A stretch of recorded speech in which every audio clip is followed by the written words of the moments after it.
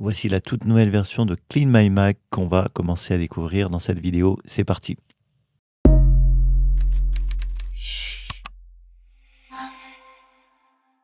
Alors, on va commencer par les icônes. Vous voyez, ça c'est l'ancienne version, Clean My Mac 10. Et là, ça a été renommé Clean My Mac avec une icône, je trouve, beaucoup plus moderne, épurée et minimaliste.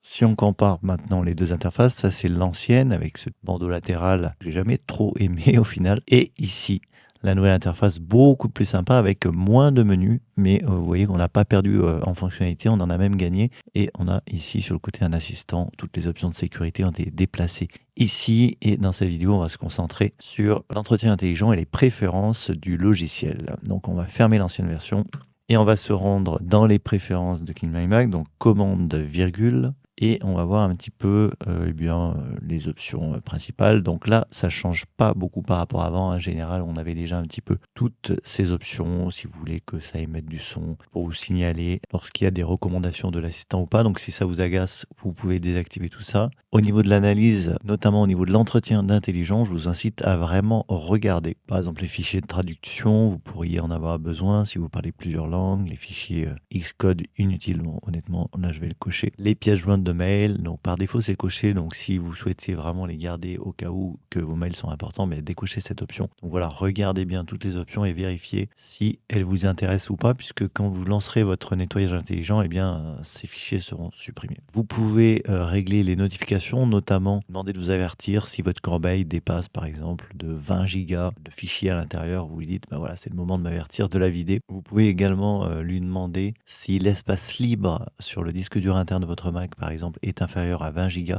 eh bien vous pouvez lui demander de vous prévenir, attention, attention, il y a bientôt plus de place. Ça veut dire qu'il faut faire du ménage. Vous pouvez choisir si vous affichez ou pas le menu dans la barre des tâches. Donc vous voyez que l'icône de Clean My Mac est ici dans la barre des tâches, ce qui vous permet d'avoir ce menu et d'avoir en un clin d'œil tous les détails sur votre Mac, voilà, la température du processeur, l'espace libre sur le disque dur, etc. Donc je trouve que c'est assez pratique de le laisser finalement, et vous pouvez choisir d'activer un petit peu ce que vous voulez dedans. Au niveau des protections, vous pouvez décider d'activer les protections en temps réel, et vous faites de la production photo, audio, vidéo.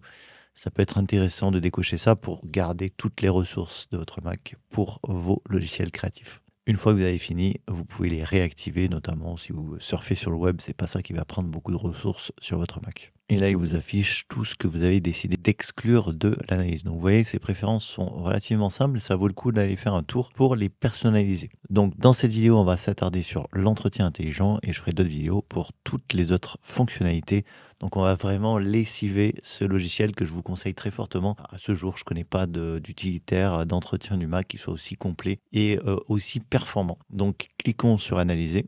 Donc là, il va rechercher des menaces, donc ça peut prendre un petit peu de temps. Donc comme vous le voyez, cet entretien intelligent va analyser en fait toutes ces catégories, tout ça dans des menus qui ont été vraiment joliment redesignés. Alors soit vous décidez d'exécuter et de faire une confiance aveugle au logiciel, soit eh bien, vous pouvez consulter ce qu'il vous propose de nettoyer, ce que je vous conseille quand même de vérifier. Alors les fichiers de cache, hein, c'est vraiment toute la mémoire tampon, ça il n'y a aucun risque à supprimer ça. Les éléments d'ouverture et 4 mises à jour vitales à installer, donc on va consulter ce que c'est. Ah, c'est des logiciels qui sont installés sur mon Mac et que j'ai pas forcément mis à jour puisque bien pour les mettre à jour, il faut les lancer. Et vu que je les lance pas forcément tout le temps, Luminar Neo par exemple, j'utilise en extension photo, mais je lance pas forcément le logiciel de façon autonome, et bien j'ai pas forcément vu les mises à jour. Et ça, c'est quand même très intéressant. Clean My Mac va pouvoir mettre à jour toutes ces applications d'un coup. Au niveau des recherches de doublons, il n'en a pas trouvé, donc là je vais cliquer sur exécuter tout simplement, ce qui va me faire gagner eh bien quand même quelques gigas sur mon Mac. Donc là je vais quitter Safari. Voilà, le nettoyage est terminé, vous pouvez afficher l'historique, il va vous dire la dernière action, ce qu'il a supprimé tout simplement. Voilà pour cette première vidéo sur Clean My Mac. Dans la prochaine, on parlera de la prochaine option nettoyage dans cette jolie nouvelle interface de Clean My Mac. Si vous avez des questions sur ce sujet, n'hésitez pas et moi je vous dis à très bientôt pour la prochaine vidéo.